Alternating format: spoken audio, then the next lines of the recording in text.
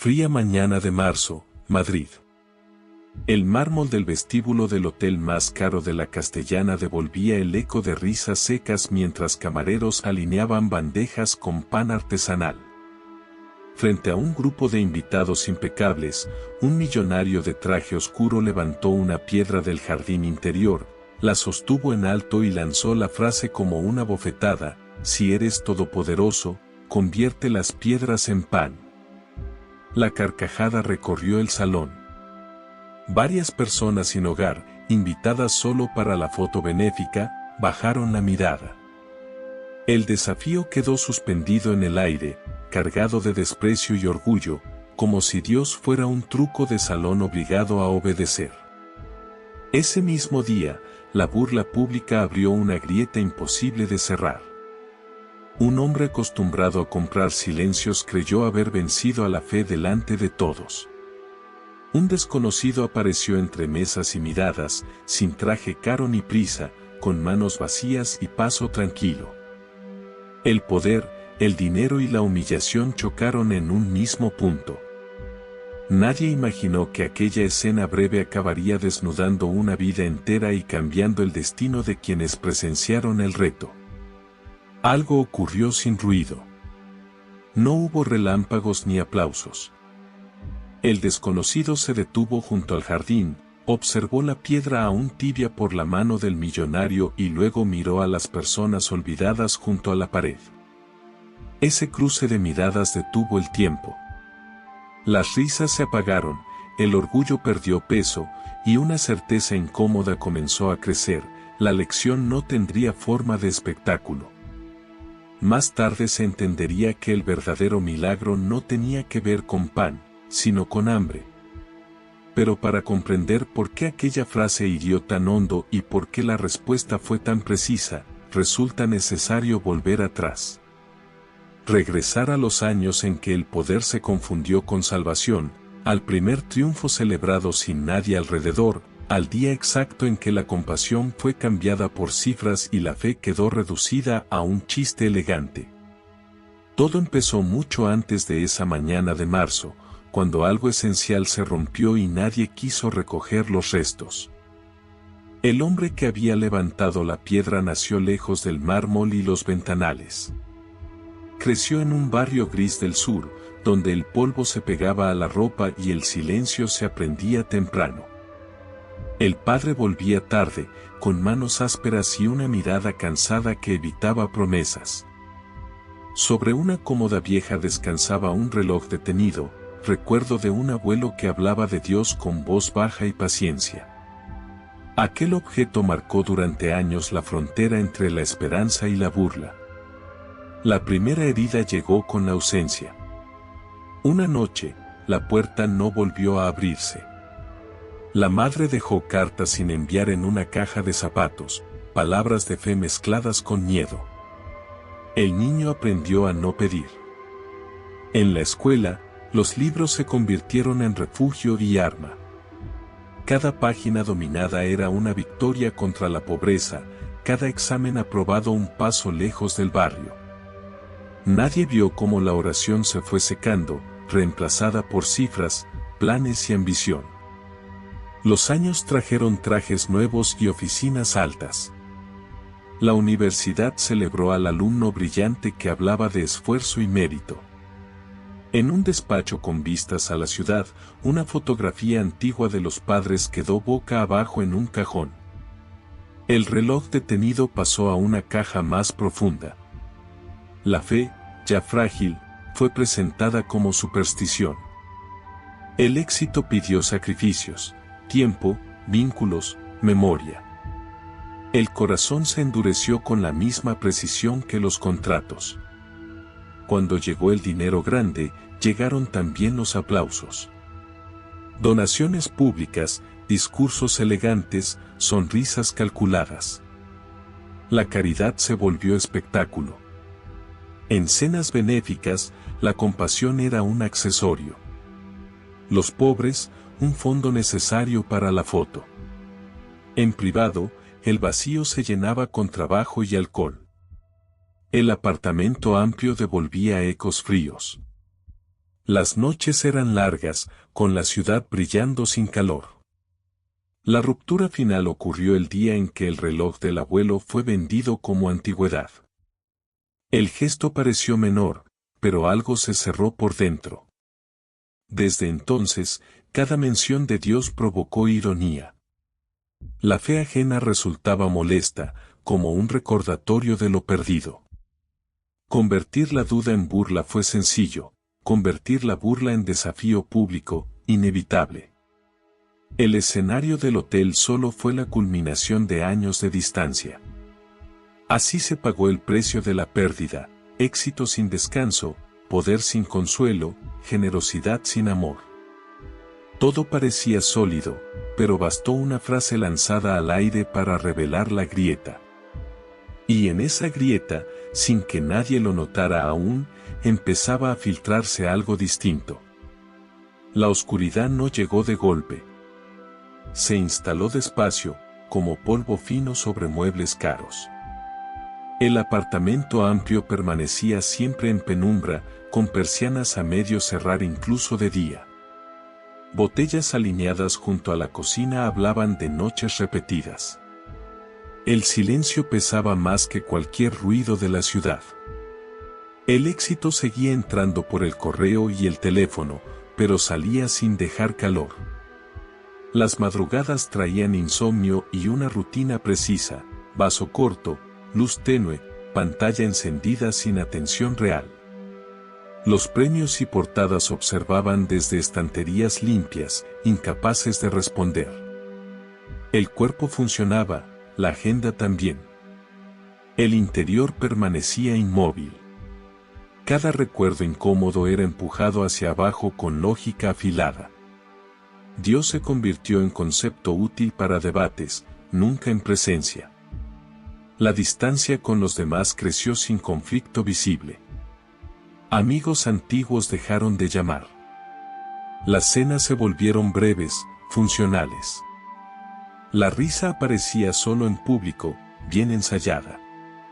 En privado, el reflejo del espejo devolvía un rostro tenso, envejecido por la vigilancia constante. Nada debía fallar. Nada debía doler. El control era la única fe permitida. En algunas noches, un gesto pequeño traicionaba la armadura, una pausa larga frente a la ventana, mirando luces lejanas, una mano apoyada en el pecho sin motivo aparente, un suspiro que no encontraba origen. Esos momentos eran rápidamente anulados con trabajo. Sentir era peligroso. Recordar, innecesario. El odio a Dios no gritaba. Se escondía detrás de argumentos elegantes y sarcasmo socialmente aceptado. Cada acto de caridad pública reforzaba la sensación de superioridad. Dar sin mirar era más fácil que acercarse. La compasión real exigía algo que ya no estaba disponible. Así quedó el borde. No había caída visible, solo una planicie fría antes del abismo. Todo estaba en su sitio, excepto la vida. En ese punto exacto, cuando la noche parecía definitiva, la historia se preparaba para una interrupción mínima. Un paso suave. Una presencia que no competiría con la oscuridad, sino que la atravesaría. La primera aparición no tuvo anuncio. Ocurrió una tarde común, cuando el vestíbulo del hotel ya estaba casi vacío y el personal retiraba copas sin prisa. El desconocido seguía allí, sentado en una silla discreta, como si el tiempo no tuviera urgencia alrededor. No pidió nada. No miró el reloj. Observó el ir y venir con una calma que desentonaba con el lugar. El millonario pasó cerca sin detenerse. Algo obligó a frenar el paso. No fue una voz ni un gesto. Fue una sensación extraña, como cuando una habitación cambia de temperatura sin razón visible. El desconocido levantó la mirada. Los ojos no juzgaban ni pedían. Reconocían. Esa simple acción desarmó defensas construidas durante años. Las palabras llegaron suaves, casi cotidianas. Ninguna referencia religiosa. Ninguna corrección. Solo una frase breve sobre el cansancio que no se nota desde fuera. El impacto fue físico, hombros tensos bajaron apenas, la respiración se volvió irregular por un segundo. Nadie alrededor pareció notar el intercambio. El desconocido habló de hambre sin mencionar pan. Habló de mesas largas y sillas vacías. Habló de noches con luces encendidas para no escuchar pensamientos. Cada frase caía exacta, como si hubiera sido preparada con conocimiento íntimo. La lógica buscó explicaciones. No encontró ninguna. La conversación terminó sin cierre formal. El desconocido se levantó, dejó la silla en su lugar y caminó hacia la salida con el mismo paso tranquilo. No hubo invitación ni promesa. Solo una presencia que permaneció incluso después de desaparecer entre puertas de cristal. Algo quedó abierto. No fue consuelo inmediato. Fue una fisura en la armadura. Por primera vez en mucho tiempo, el control no ofreció respuesta. Y en ese silencio nuevo, una chispa pequeña comenzó a insistir, sin prisa, sin fuerza, esperando. El primer cambio no ocurrió en el escenario esperado. Sucedió al día siguiente, en una sala lateral del mismo hotel, donde una fundación ofrecía revisiones médicas gratuitas para personal de limpieza y personas sin seguro. El ambiente era funcional, sin cámaras ni discursos. El desconocido estaba allí, de pie junto a la pared, ayudando a ordenar sillas como uno más. Una mujer mayor, encorvada por años de dolor, se sentó con dificultad frente a la mesa médica. La pierna derecha no respondía desde hacía meses. Los informes hablaban de degeneración, de espera, de resignación. El médico explicó con cuidado. Nadie prometió nada. El desconocido se acercó sin interrumpir, pidió permiso con una mirada y se arrodilló a la altura de la silla. Las manos no temblaron. No hubo oración audible. Solo un silencio atento. El contacto fue breve. Un gesto sencillo, respetuoso. La mujer cerró los ojos por instinto, como quien se protege del frío. Pasaron segundos largos. El médico observó el monitor sin cambios aparentes. Entonces ocurrió algo mínimo, el pie se movió apenas, como respondiendo a una señal olvidada. La respiración de la mujer se aceleró. El desconocido se apartó un paso, sin expectativa. Con ayuda, la mujer se puso de pie. Primero con miedo. Luego con sorpresa. El peso se repartió de forma nueva. La pierna sostuvo. El murmullo creció. El médico pidió calma, repitió pruebas. La respuesta fue consistente. No hubo explicación inmediata. No hubo espectáculo. Solo un cuerpo que recordaba cómo funcionar. La mujer no gritó. Lloró en silencio, apoyada en el respaldo de una silla. El desconocido ya se alejaba, recogiendo una bolsa del suelo. Nadie lo detuvo. La sala quedó suspendida en una incredulidad sobria. Alguien murmuró la palabra coincidencia. Nadie la sostuvo demasiado tiempo. Desde la puerta, una mirada cruzó el espacio. No buscaba reconocimiento. Parecía confirmar algo ya sabido. Afuera, la ciudad siguió su ritmo. Adentro, una certeza incómoda comenzó a instalarse, aquello no encajaba en los márgenes habituales. Y, sin embargo, había ocurrido. El segundo cambio no tuvo un instante preciso. Se extendió como luz al amanecer, sin un borde claro. Después de lo ocurrido en la sala médica, el millonario comenzó a notar variaciones pequeñas, casi molestas. Las reuniones se acortaron. Las decisiones dejaron de ser automáticas. Los rostros alrededor ya no parecían intercambiables. Algo se había desplazado del centro. Las cenas benéficas perdieron brillo. Las palabras ensayadas sonaban huecas. En una de ellas, una donación fue reducida para financiar algo menos visible, turnos estables para el personal de limpieza, apoyo real para familias sin papeles. Nadie aplaudió. El gesto quedó sin titular. Esa ausencia de reconocimiento produjo una calma extraña, desconocida. Las personas comenzaron a responder distinto. Un empleado habló de su hijo sin miedo. Una mujer del equipo administrativo pidió perdón por un error antiguo. La dureza habitual no apareció. El control cedió terreno a la escucha. El ambiente cambió sin órdenes explícitas.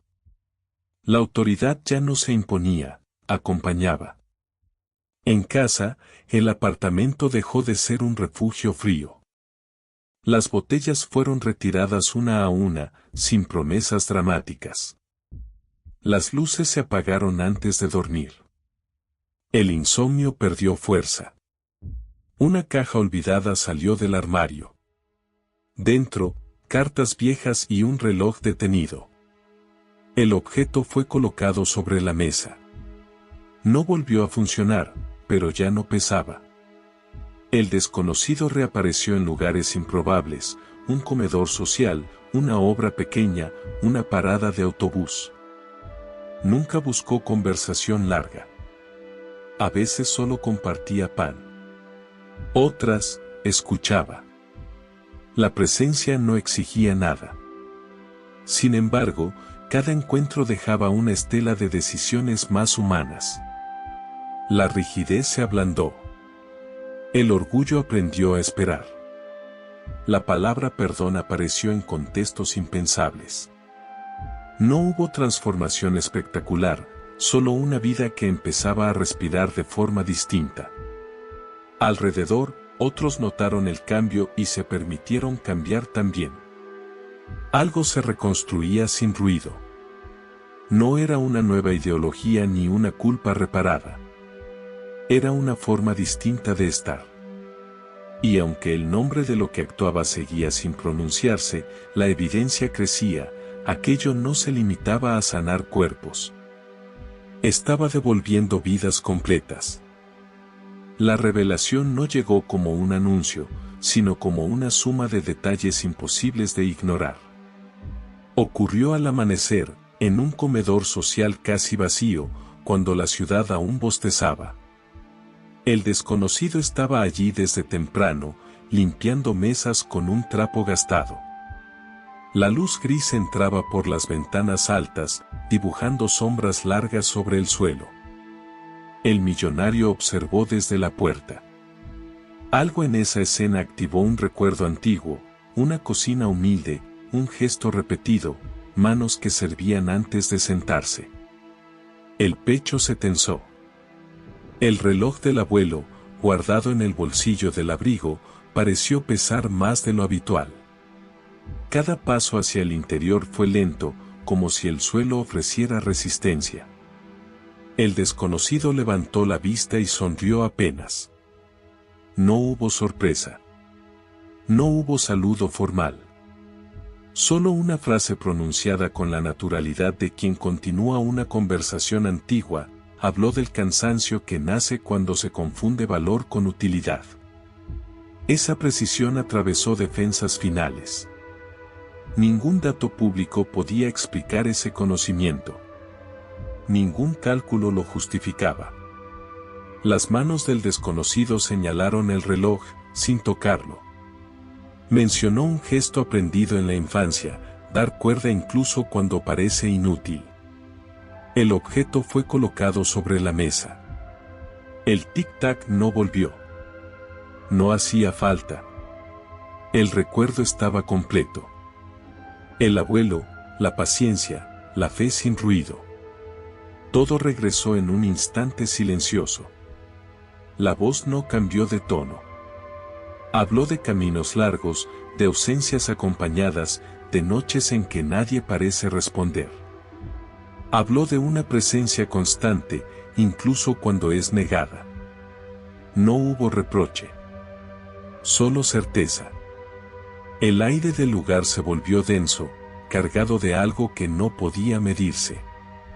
El gesto final fue mínimo.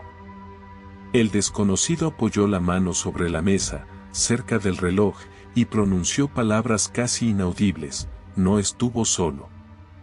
Esa afirmación no buscó convencer. Declaró un hecho. En ese momento, la comprensión llegó sin espectáculo. No como idea teológica, sino como reconocimiento íntimo. La figura frente a la mesa no necesitó nombre. Las historias escuchadas desde niño, los pasajes olvidados, los rostros sanados, las vidas restauradas, todo encajó con una claridad dolorosa y serena. El poder no estaba en convertir piedras en pan, sino en devolver dignidad sin exigir nada a cambio. El desconocido recogió el trapo, colgó el abrigo y caminó hacia la salida. Antes de cruzar la puerta, se detuvo un segundo. La mirada fue la misma del primer encuentro, profunda, sin juicio, llena de una paz que no pertenecía a este ritmo de mundo. Luego desapareció entre la luz creciente de la mañana. El comedor quedó en silencio. Sobre la mesa, el reloj detenido marcaba una hora imposible. Y, sin embargo, todo acababa de empezar. El final no tuvo cierre grandioso. Llegó como llegan las mañanas limpias, con una luz suave que no exige atención. Días después, el hotel volvió a llenarse de voces, pero algo era distinto. El millonario caminaba más despacio. Escuchaba más. Las manos ya no buscaban demostrar nada.